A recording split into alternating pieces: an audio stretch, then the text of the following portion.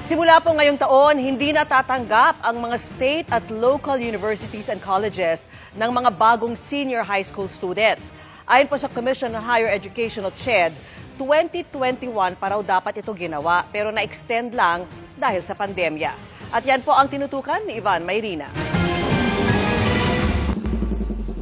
Batay sa datos ng DepEd, halos 18,000 mag-aaral na nasa grade 11 ang kasalukuyan naka-enroll sa mga SUC o State Universities and Colleges at LUC o Local Universities and Colleges. Pero simula sa taong ito, pinatitigil na ng Commission on Higher Education ang pagtanggap ng mga senior high school programs sa mga SUC at LUC.